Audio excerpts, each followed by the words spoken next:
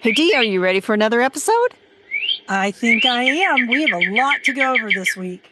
Yes, we do. And our listeners should listen to the very end for some important year end updates. Yes, to the very end, but we can't have an end without a beginning, so let's go.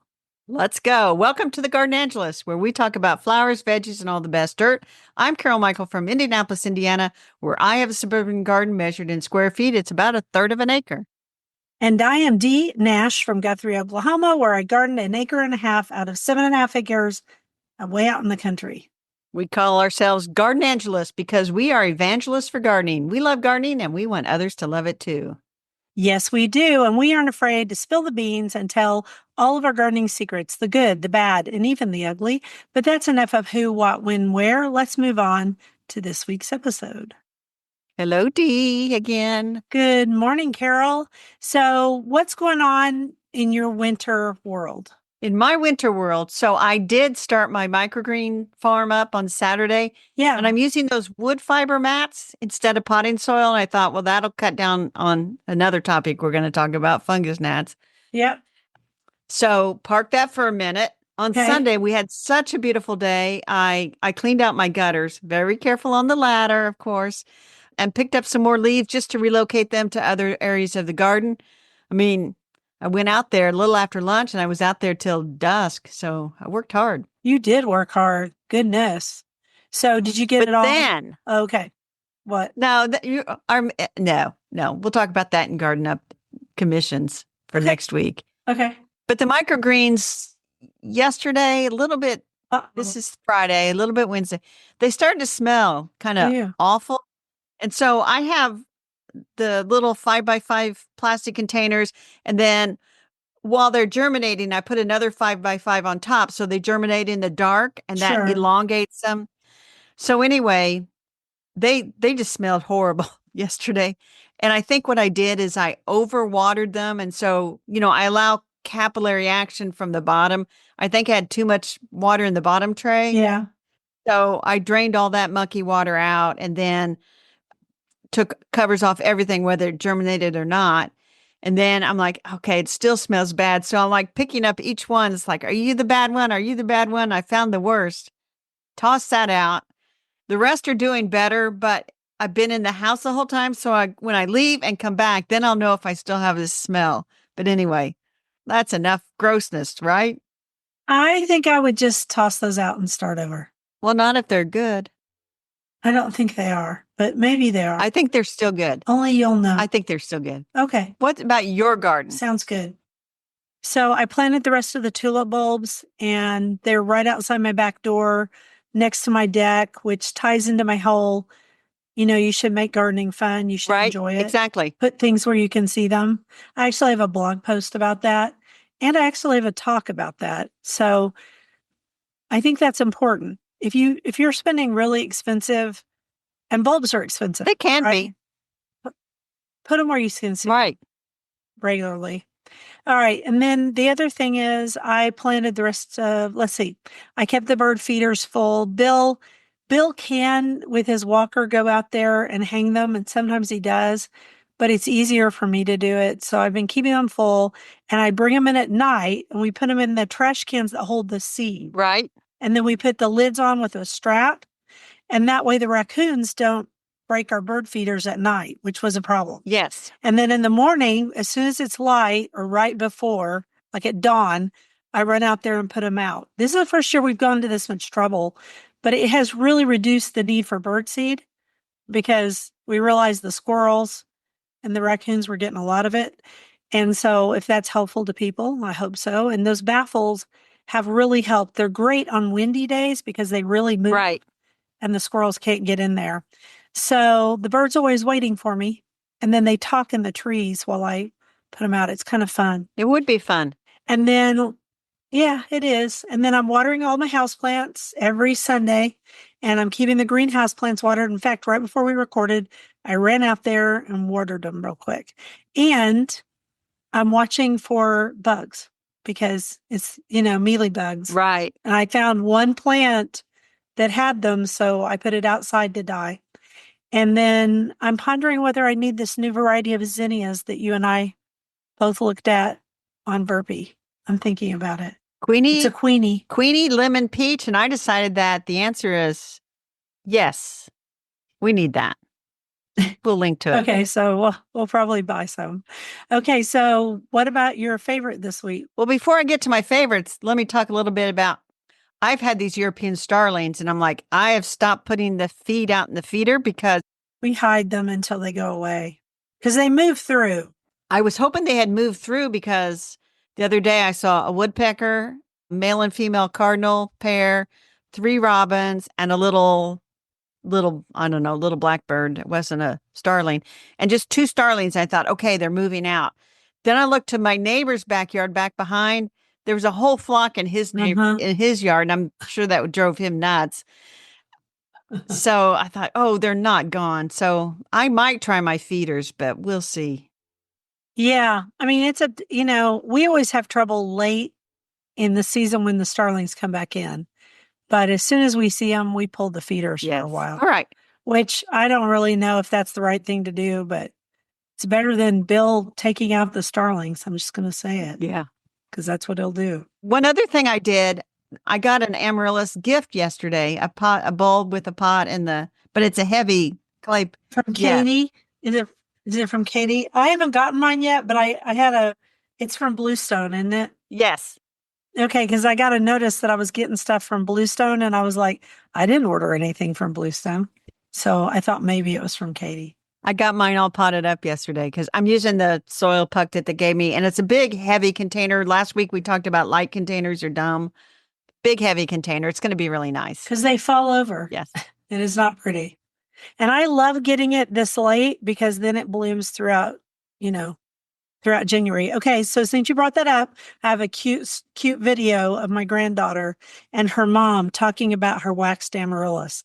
I'm telling you, people, buying a little kid a waxed amaryllis is pure joy. It is. She was touching the petal and she was telling her mom all about it. And her mom goes, okay, quit tugging on that. And she goes, I do not like this one as much. And it was the other side of the bulb, and it had one, it wasn't blooming yet, right? But the bud was up. And she goes, I do not like this one as much, and held her little hand out. And her mom goes, that one's going to bloom too, trust me. And she goes, I like this one. And it was the one that was starting to flower. That's so nice. It's given me a lot of joy. It's given them a lot of joy. So great present. It is. Now I'll talk about my favorite this week, which I've decided, a rack in my brain. It's my poinsettia, the one I've been over summered. And I decided it's sort of like a toddler trying to act grown up. It's got a few leaves that are turning a reddish pink. And I likened it to like if you took a gnawed off crayon that was a reddish pink color and gave it to a toddler and let them color on a scrap of paper and they just got a little bit on there.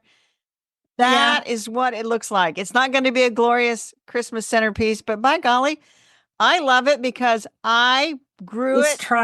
It's trying, and I over-summered it, and it's still, it's trying. So by golly, it's been a very interesting scientific study. Or unscientific study, as the case may be. But anyway, that's my favorite, my poinsettia acting like a toddler trying to color up.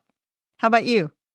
So it's all my succulents that are tucked into the greenhouse. I went through a stage where I didn't like succulents because when you try to bring them in the house in the winter, they often turn to mush. I don't know if they don't get enough light. I don't know. But in the greenhouse, it's perfect. And so I probably have 10 now, and they're the only thing I can really grow well in terracotta in the summer. And I like terracotta. You do? So I like that natural look. And so it's a win-win for me. And they're all blues and these glorious oranges and reds, touches of reds. And it's just a lot of color for winter because some of their colors really intensify in the winter time. Yes. And I don't know why that is, but they do. And I'm just really enjoying them. So I'll take a picture of them I'll make them pose. That'll be excellent. Instead of just being stacked willy-nilly. The birds are absolutely fighting at the feeder between the chickadees, the cardinals, and the little sparrows and the titmice. It's a busy day out there. Well, and I want to say I saw some succulents at the grocery store last week, and they were bright red. I know some of them are. They colored them. Just don't. They painted them. Then they like glittered them and everything. And I'm like, oh, Gross. Yeah. Gross. I've seen those cactus like that. It's gross. All right. Question of the week. What are those gnats and where are those gnats and fruit flies coming from? Ugh.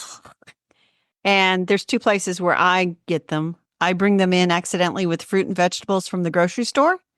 And sometimes if you buy a new potted plant, they will already be there waiting to make your home their new home. And even if Yep. Mealybugs too. even bags of potting soil, you buy a bag of potting soil, I guarantee you, you are bringing in the eggs of gnats and fungus flies. And as soon as the water hits them, they wake up and they're like, woohoo, new home. Yeah, I do think it's better if you get bags of potting soil that are not broken open. Some of them are a little more sterile than others, not sterile, but just a little cleaner than others. I mean, I don't want to talk about the big, well, it's the second big M, but let's just say that famous fertilizer, famous liquid fertilizer, they have small bags of potting soil and their cactus mix, whatever it's made of, I've never gotten fungus gnats from that one ever. That's good. I did tell the lady in the store when she was looking at the moisture control of this brand, I said, do not buy that for houseplants. Adding those little moisture control beads, because it's in that potting soil, having that in your houseplants would be a disaster. It would be a fungus gnat party. Is Right. what it'd be. Because you want to keep your houseplants a little on the dry side. And the only reason we water them more in winter is because you have heat on in the house, unless you live down in Texas. You have heat on the house, and so it dries out your air. It's the same reason you use a humidifier. It's the same reason houseplants like it better in the bathroom. They like a little humidity, but you got to be careful. It's a fine, fine line. Yes, it is. So and I think we talked a week or two about what we do to control them, sticky traps and stuff like that. But I'm going to do a quote and go to a happier topic. Did you talk about the fruit flies? To me, the fungus gnats and fruit flies are basically the same.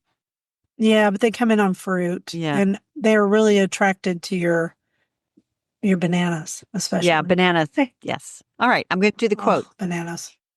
Gratitude unlocks the fullness of life. It turns what we have into enough and more. It turns denial into acceptance, chaos to order, confusion to clarity. It can turn a meal into a feast, a house into a home, a stranger into a friend. Gratitude makes sense of our past, brings peace for today, and creates a vision for tomorrow. Melody Beattie. I don't know her. Do you? I think she's an author, and I think she's right. I think it's all about perspective. So gratitude is a great thing. For our flower topic this week, we thought we would talk about the 14 best. Well, we're talking about alternative Christmas plants, but didn't you write this article? I did. I did. I wrote this in 2020. It was a When did I write it? 2021. It got picked up by Birds and Blooms. You wrote it for I wrote it in 22. Family Handyman. Okay. And then it got picked up by Birds and Blooms. And so it's 14 best Christmas plants and flowers for the holiday season. I read it when we were planning this episode. It's a good one. I mean, within the parameters that we had to do for that company, it's really good. This one also ended up in the print version of Birds and Bloom. And I only found out because a friend of mine says, I saw your article in Birds and Blooms. And I said, I had an article in Birds and Blooms? Really? Because they don't ever tell you. And you don't. And they don't pay you anymore. No. No. No. I used to write for Birds and Blooms directly, not through Family Handyman, but it's all a conglomerate. So when you sign that contract, they use your stuff in other places. So my weaknesses when it comes to holiday plants, Dee, and I want to hear about yours. I see these and I am always tempted to buy, well, 3 things actually, 4 things. Rosemary topiaries always speak to me and I'm like, Always. And I'm like, that will be dried and dead in about 3 weeks. So I will have to treat it as a cut flower. Yeah, it sucks because they're way too root bound and they've been chopped on too much. So it's all those things together. What I heard from another person is they're not well rooted at all. And so every one of them I get is just in that pot. Like what I think they do is it's an existing plant. They chop off all the roots, stick it down in that pot, which, yeah, that's not well rooted at all. But but it doesn't get any additional Yeah. soil. And then they trim it up as a Christmas tree. Do you know how much money I've spent on those dumb things? Well, probably enough to, Too much. yeah. So the nice thing is the rosemary smells really good, and those It topiaries, does. they make a lovely centerpiece if you want to have that. And but I'm going to kill that every single time. Me too. No, thank you. The other And then what's your other one? the hellebores, the Christmas roses, when I see those as a potted plant at the grocery store, and lately, so last year I bought it at Home Depot. And before Mhm. that, I would have to be at Trader Joe's on the other side of town. They would have them. But at Yeah. work, I mean, friends that lived on that side of town, I would get them to stop at Trader Joe's and buy them and bring them to me. But last year, oh my gosh, do you remember last year what happened with my indoor hellebores? Is this the Spanish moss thing? The Spanish moss was in there and I had fungus gnats worse than ever. We talked about this last week too. You've got trauma from your I fungus. do have trauma. But I do think the hellebore, if you had to say, what is your favorite Christmas flower? I think it is the Christmas rose, the hellebore. Yeah, I love it. In fact, I have a beautiful plate that a lady painted that has both hellebores and ivy on it, and it sits on my buffet at Christmas time. Yeah, I love them. I think they're beautiful. And Mine are trying to bloom outside. yes.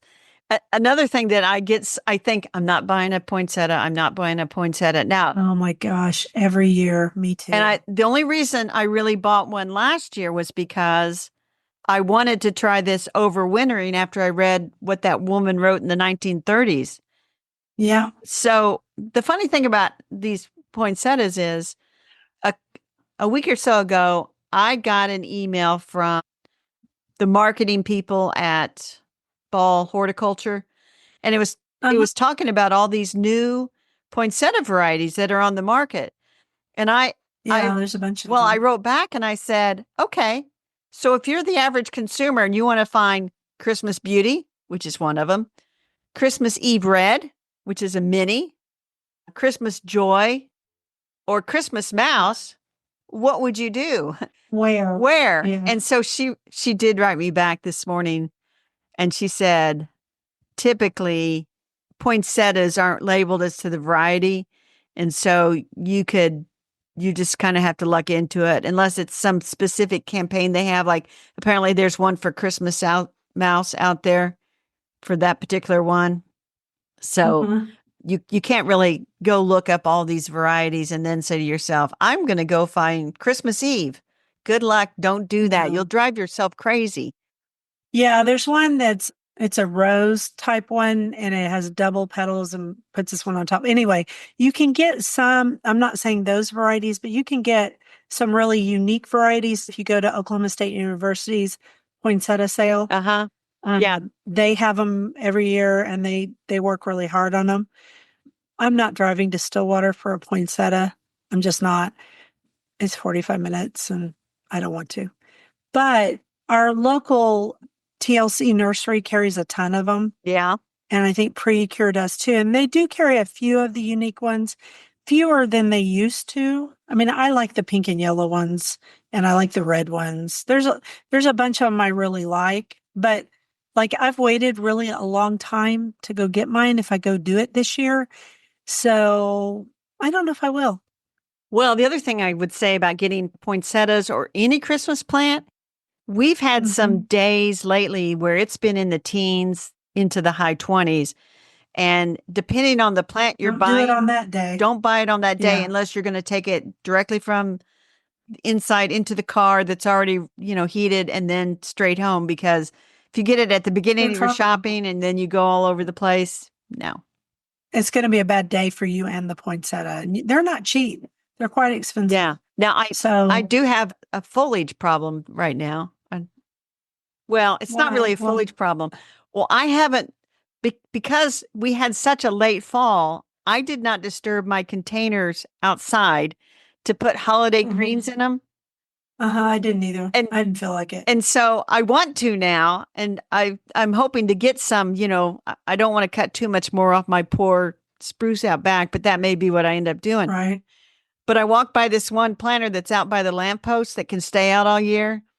Uh-huh. All those mornings in the teens and 20s, that ground is frozen solid. It would take a drill to make a hole to Oh put that yeah. in so that it doesn't whip away. So, Well, it's still been really nice here for the most part. It's 54 today as we record this on a Friday. I don't think I'm going to do it this year. I've always done it in the past, but I'm just not in the mood. So I mean, I got the tria. I thought that it was pretty good. that is pretty good. So you asked about my favorite holiday plants. Yes, I did. And then I just kept talking. Well, it's okay. Variegated ivy is one of my very favorite holiday plants because it's green, it's easy. You can make it into a topiary shape if you want to. And even though I'm not really into topiary, I do like it in some house plants. I think that I'm still interested by how they say caladiums are a holiday plant. I've yet to see it to get them to grow for a holiday plant, but Yeah. whatever. And cyclamen, I I like cyclamen at Christmas. Oh, they're beautiful. They are beautiful. You get one in. And I finally figured out how to make them happy. I followed that lady's advice from last year. You throw it under I a actually shrub. took I threw it under another potted plant, so it was in shade all summer. And that silly thing is still blooming. It's not in great shape right at the moment, but it's in the greenhouse now and it's blooming and it looks fine and it looked good all summer. So she was absolutely right. If you get it in the shade and let it kind of go dormant, it does okay. It wasn't dead. So there you go. So I was thinking when you said variegated ivy, so I Mhm. found this blog post. It's from 2013 where I planted amaryllis bulbs in a container with ivy around it. It was really pretty. And I was looking to see if I bet it was. I did not use variegated ivy, but it turned, Use regular ivy. yeah. And I had sticks in there to hold it up later. It actually Yeah. turned out pretty nice. I bet it looked great. So I would say my favorite holiday plant is amaryllis. I do love a beautiful poinsettia. I used to like non-stinky paper whites, the other varieties Yeah. like Emball, those type, but even those are too stinky for me now with MCAS. So I'm really fond of amaryllis. They don't smell. They don't do anything except for look good. That is true. The other one to wrap this thing up, I do love, Yeah. and it has scent though. I do love to force lily of the valley into bloom. I don't think its scent is that bad. It's not like You have to get up like next kill to me. it. Yeah, that'd be okay. And they're so pretty. So pretty. And Okay. I am on the lookout now. I don't know when Aldi's will have them, but the hyacinths on vase, maybe we'll talk about those in January. Oh my gosh, we need to talk about those in January. As soon as they come out, you and I are running to Aldi's as fast as we can go Exactly. because they are delightful, and I have a great big living room. So if I get one or two, it doesn't seem to matter. All right, let's do a quote Ready? and talk about vegetables. As life goes on, it becomes tiring to keep up the character you invented for yourself, and so you relapse into individuality and become more like yourself every day. Agatha Christie, An Autobiography, 1976. I think that's true. Oh, that is true. And I'm like, oh no, I need to read Agatha Christie's autobiography. I'm very much into those British women mystery writers, as we talked about last week. All right, the vegetable. Me too. Vegetables, we're still doing our interesting, unique herbs, and it's part 2, and there's going to be some more parts. And this time we decided to do winter and summer savory, and what is the difference? And you did all the research on this. You worked hard on it. Well, I did. I remember when they had the state by state gardening magazines, and you wrote for Oklahoma Gardening, and I wrote for Indiana Gardening. Those were my first, well, not my very first publication, but one of my first. I wrote for them for years and I years. did too for several years. They loved me. She loved me. Yeah, They didn't pay very well. no, they but did not.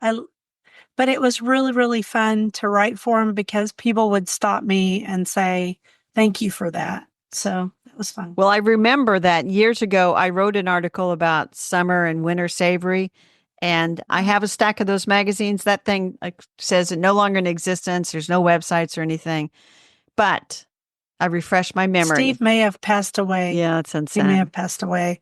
Yeah, Steve. Wasn't it Steve Geddes? I think that's right. I might be wrong. Anyway, yeah, he got it. It was a bad deal. He basically, the company went out of business. All right. So tell us about it. So summer savory is an annual. Yes. I'm going to say Saturija hortensis. And then winter savory is a perennial, Saturija montana. Montana being from the mountains of the Mediterranean, hardy zones 4 to 8. And both of these herbs can be grown in you or my garden. And if you go out to Johnny's Selected Seeds, they will tell you the difference is the perennial flavor is more pungent and biting. And then the summer one is more, I guess, peppery. But when you read about these things, Dee, and I found this masterclass site, and it's the first time that's come up in a search, they have a really interesting bit about the history of the savory. Did you click over there? No, I didn't. Oh, I didn't know if you clicked over there. So we'll put the link in the site. But basically, to sum it up in what Carol remembers from 2 hours ago, which is, it could be completely wrong once they read the article. In medieval times, they grew a lot of the savory because this is what added that peppery taste to meats and dishes and beans.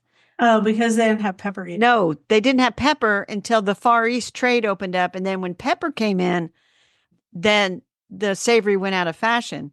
The other thing it said in the article was that savory was rumored to be an aphrodisiac. And so many monasteries forbid their monks to grow savory. I thought that was interesting. The poor monks. Anyway. Okay. So I've grown summer savory. It was not hard. Nope. It was easy. It's in the mint family. It's not hard. Very easy to grow. You'll have seedlings for a long, long time. I did not ever grow it.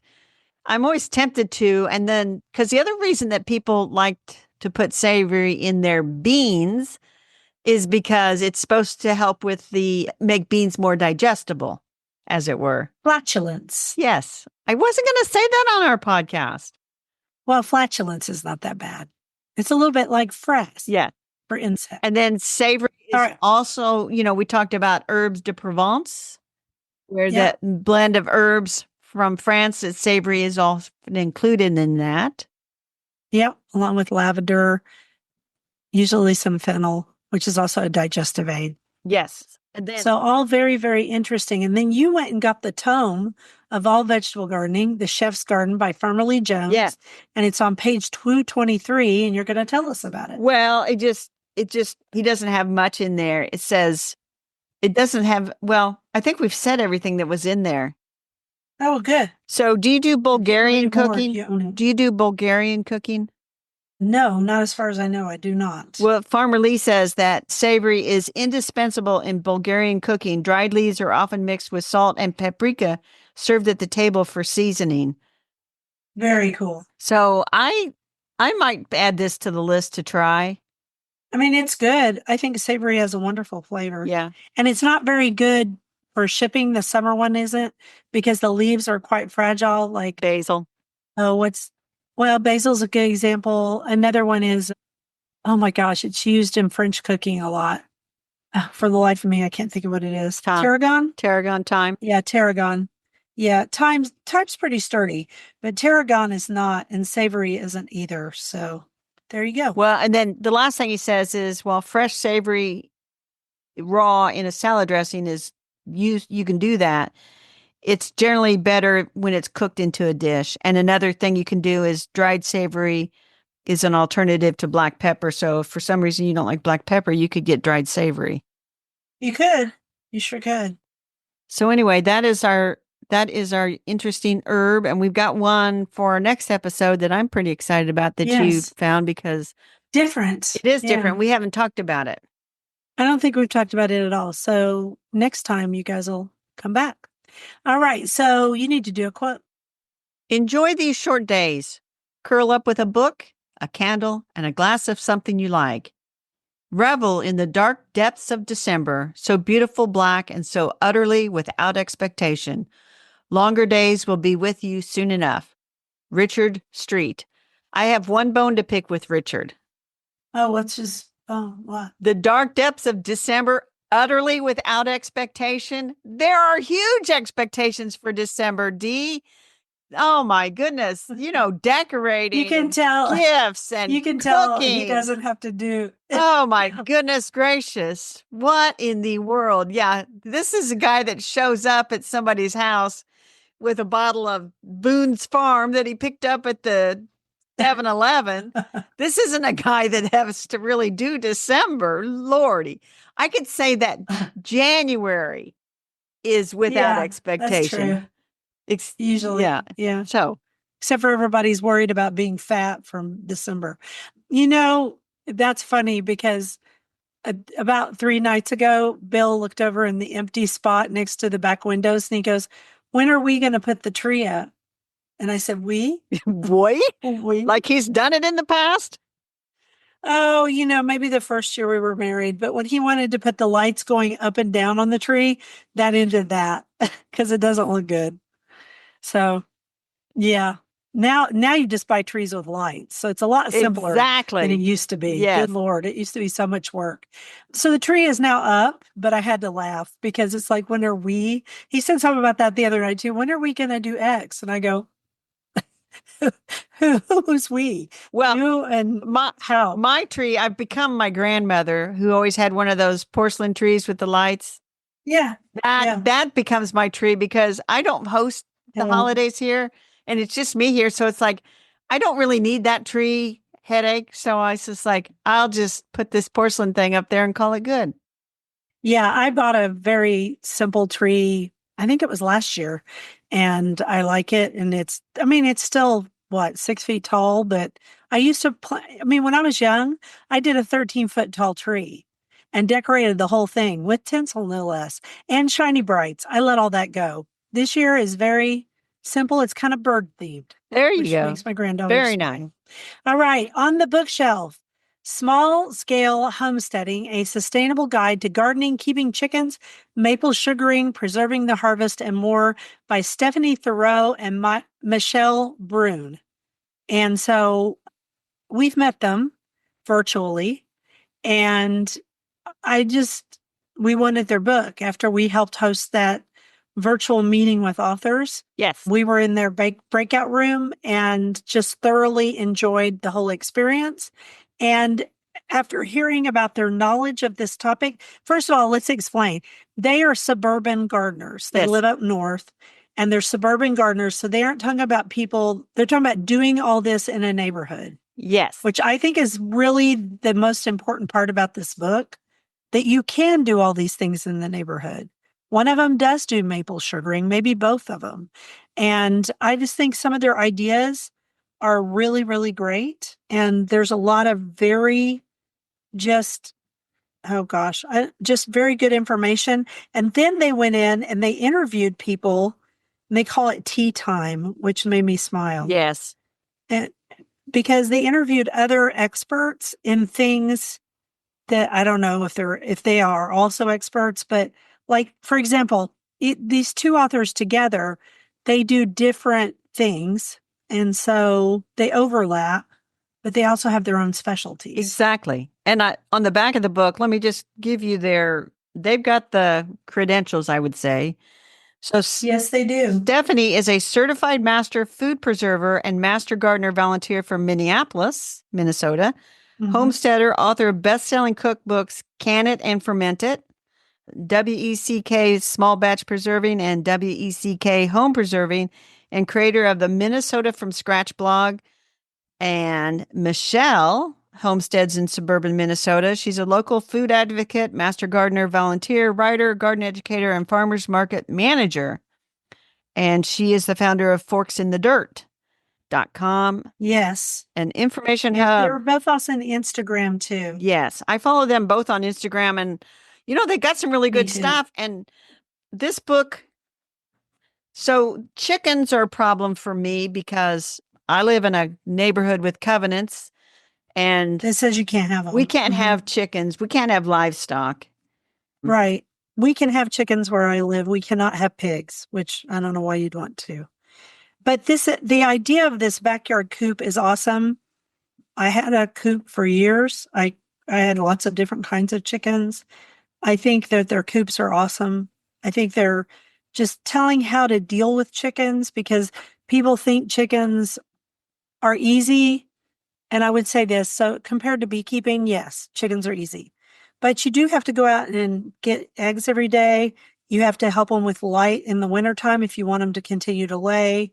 You have to help them with sustenance to make sure that they have enough like oyster shell or calcium. There are different supplements you have to do in order to let their shells stay thicker, especially as the chickens age. There are things that can happen to your chickens as far as health goes, or pests, varmints, as I like to call them.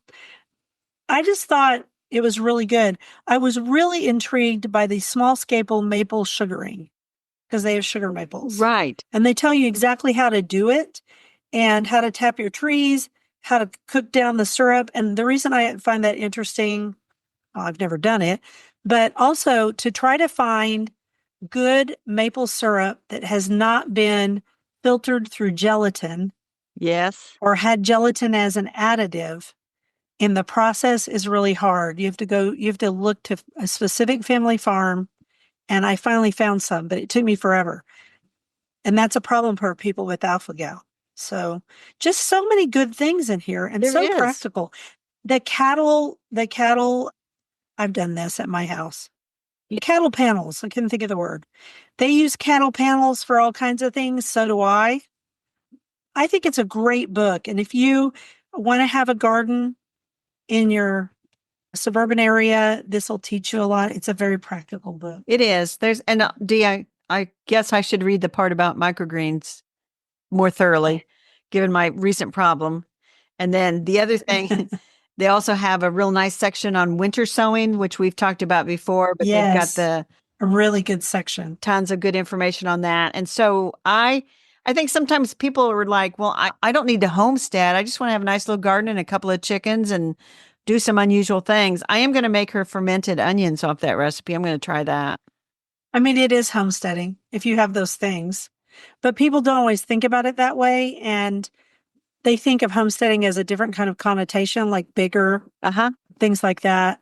But this is just really what our grandparents used to do. It is. Which would probably be their great grandparents. And one of them, I don't know if it's Stephanie or Michelle, but on Instagram, she'll have on her stories, she has a wood stove that they're heating part of their house with or something. I don't know. Yeah. Which is kind of fun. It's very much like my grandparents. So anyway, very common. It is very good. Yes. Oh, composting. It's a good book. I am pleased we got it. I'm pleased we got it too. And it's Small Scale Homesteading, a sustainable guide to gardening, keeping chickens, maple sugaring, preserving the harvest, and more.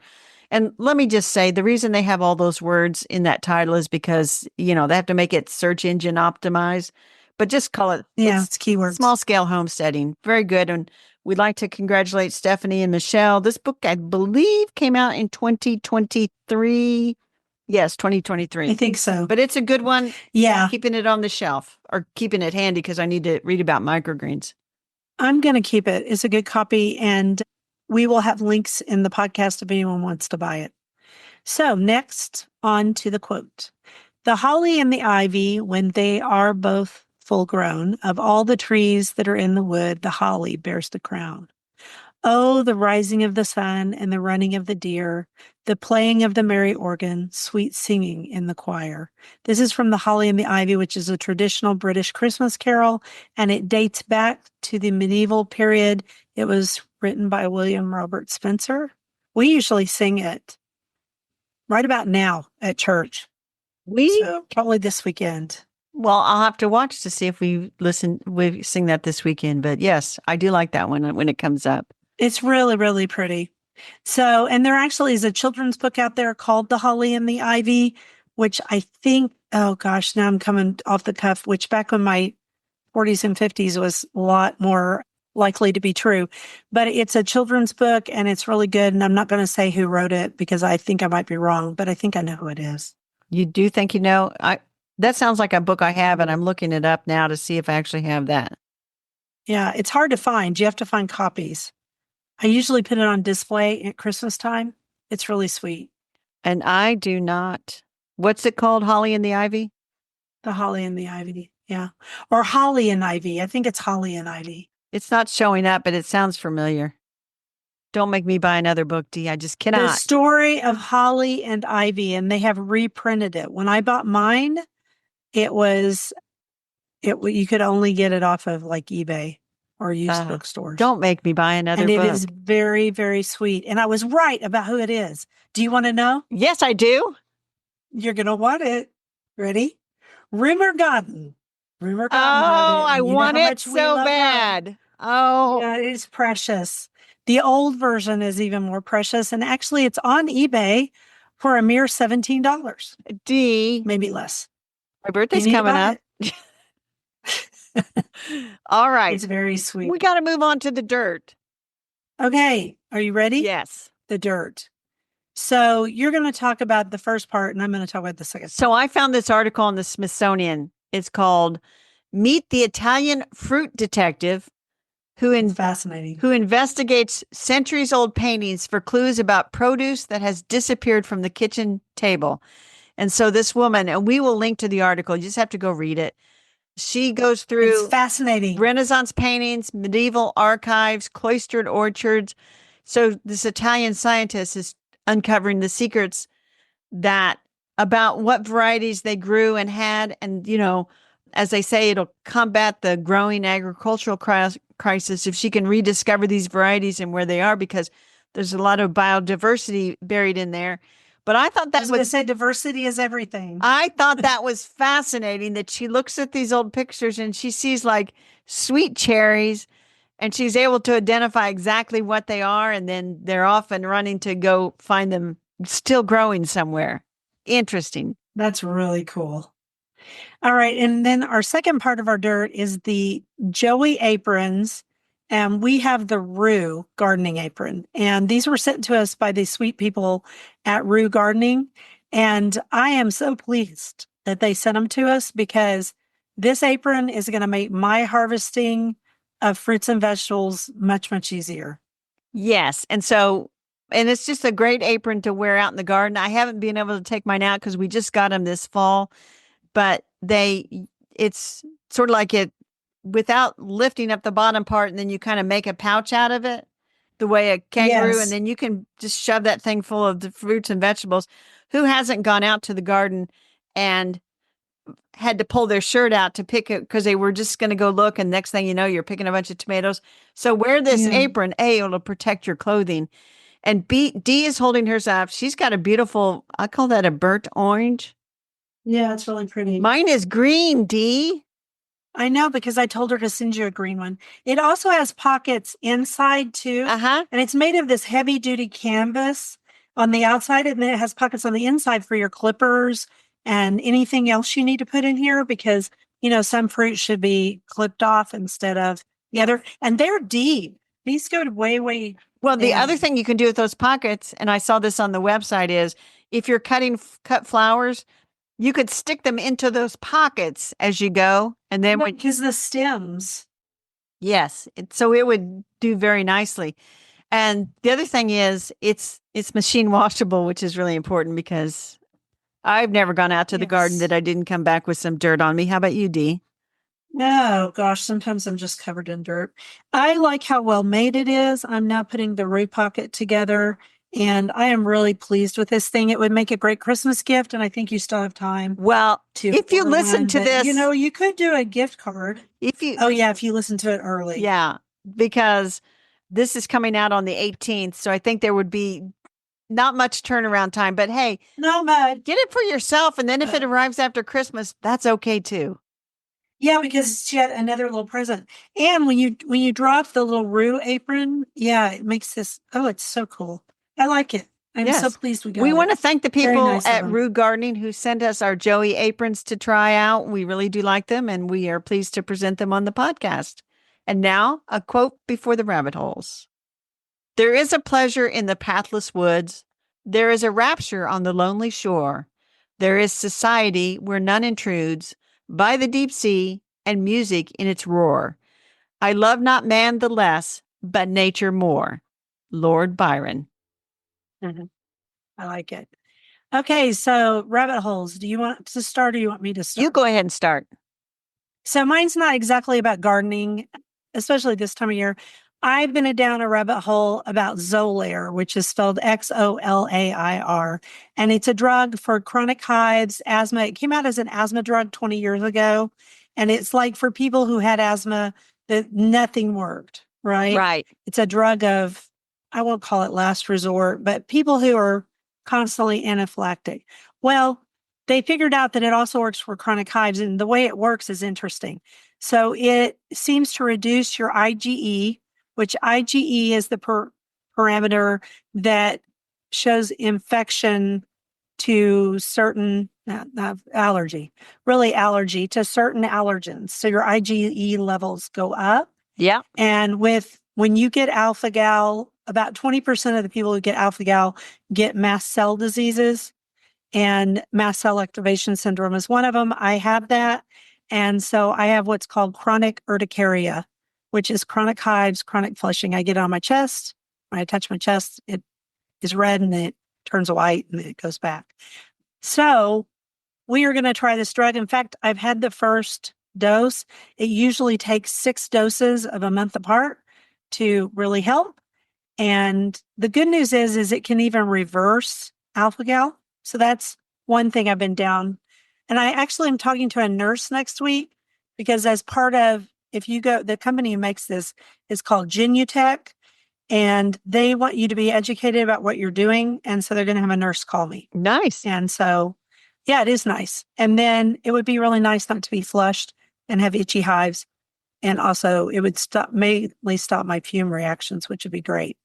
So here's another thing. I've been doing a little bit of research. There's a bunch of researchers out there who are working on several different methods of trying to help people with alpha gal. And it may actually help people with other diseases too. They're looking into a vaccine, and that would prevent people from getting this tick-borne disease along with some other things.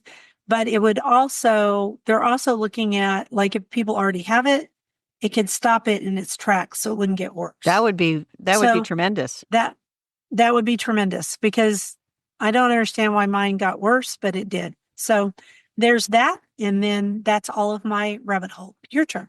So I'm still down in a rabbit hole with Dorothy L. Sayers. And I've listened to several podcasts where there's a woman that had a podcast called the Dorothy L. Sayers podcast. And she talked about different things that she wrote. She's famous. She is really famous. More famous than I realized. Yeah. She's written a lot of nonfiction books around the Christian apologetics and things. So I didn't know that. Yes. But yes, I'm not surprised. Yes. Very famous books. Creed or Chaos is one of the most famous books. And she corresponded with C.S. Lewis all the time. Oh, that's right. You told me they were friends. But anyway, I did try to listen to the first mystery series that she wrote with Whose Body, but I think I was too distracted to follow along, or I had the speed too fast. So I may have to just sit down and read it. So can I just say that Dorothy L. Sayers I find challenging to read. And so, I mean, even back in my days when I could just zip through a book, they are not zip through it books. They're pretty erudite, shall we say. She's amazing, but she's erudite. Okay, keep going. So I may have to just sit and read that particular book. Yeah, I'm not surprised that it was hard to listen to. And then I did the latest Lost Lady of Garden Writing. Marge Clark is her name, and she actually was from Indiana. And she and her husband lived on a farm and her 4 sons called Oak Hill Farm, which was north of Indianapolis near Lebanon. Yeah. Not too far. But she sadly died at the age of 65 in 1999 from a car accident. She had injuries from a car accident. Sad. But she had 2 books on herbs and herb farms. And the one I have is called Christmas Time at Oak Hill Farm. And then I think I've read that book. Yeah. It's famous. And it's actually very good. And she had some advice for staying sane during the holidays, which I think makes sense. And it's like week 1, decorate. Weeks 2 and 3, you entertain friends. Week 4, with Christmas in it, you reserve for family. And anyway, after I posted that, one of our friends up in Michigan, Susan Betts, and we've talked about some of her books. Yeah. She commented, Susan used to have an herb shop back in the late 80s, 90s, and she hosted Marge Clark for a book signing in 1989 and said she couldn't have been nicer. And then there's another one of my herbal friends, Betsy out in Cape Cod. She's the one that told me about Marge in the first place. And she also said, what a nice lady. So anyway, I did that. That's cool. Yeah, that's really cool. What a good rabbit hole. And so garden commission. Well, I chose no, Marge. I chose Marge Clark because Christmas time at Oak Hill Farm, seasonal. Of course, seasonal. All right. So garden commissions. What are you going to do? I'm keeping everything alive. I'm watching for mealybugs and I'm getting ready for Christmas. That's it. I'm keeping a closer watch on my microgreens and avoid overwatering them, not wintering. Weather permitting, I'm going to go outside and walk around a little bit because sometimes, you find something little and you take care of it before it becomes a big problem in the spring. And actually, I may cut back some perennials and do just chop and drop right there. Yeah. Depending on the weather. I mean, to me, I used to say, well, it needs to be in the 50s, but I'd settle for the high 40s and a good sun out there, and I might go out there. I went out there the other day and planted my bulbs in the high 40s. Fewer ticks, for one thing. Oh, yeah. Ticks are year round, but ticks can't control their body temperature. So when it gets chillier, I still wore all my clothing, but I went out there and just planted them real fast. So do they die off in the winter because of the cold or just move slower? No. They hibernate under leaf mold, little creeps. Because I know I hate them. Mosquitoes, I think it's called diapause I think that might be what ticks do. I don't know. I know they just kind of like freeze in place, and then when it thaws, they're like ready to go again. Creeps. They're both creepy. All right, keep going. Anything else? I got to keep all the houseplants alive, and get ready for Christmas and all that kind of good stuff. Isn't that enough? So, and I have to read. Stuff. That's plenty. Yeah, me too. Lots of stuff. So now's our wrap up, and they need to listen closely. They do. Important stuff in this one. Ready? I am ready. Thank you for listening to The Garden Angelist. I hope you've hit that subscribe button so you don't miss a single episode. We publish every week on Wednesdays at 12 a.m. Eastern Time. And if you subscribe to our free Substack newsletter, you'll get a link to listen to the podcast a day early. And if you want to help support us, use our affiliate links. If you buy something after clicking through on them, we earn a small commission and it costs you nothing. Or you are welcome to set up a monthly subscription through Buzzsprout, or you can make a one-time donation through PayPal. Thank you to everyone who's done so. It helps us pay for podcast hosting. So this is the part where I always say, it was lovely to chat with all of you over the garden gate. Bye until next week. But this week, it's actually bye until next year. Because yes, we will be back with our next episode on January the 8th. We are taking a break. We are, because we figured that episodes that come out on the 25th of December and the 1st of January are not likely to be well listened to. Everybody should be celebrating the holidays with their families. Yes. And honestly, we're tired. So we need a break. But you were supposed to say this part, so you go ahead. We'll stay in touch with newsletters. We'll have one that comes out the week of Christmas and one that comes out the week of New Year's. So we won't leave your inbox. And so I guess this is Merry Christmas and Happy New Year. Indeed it is. Merry Christmas and Happy New Year. See you next year. Bye.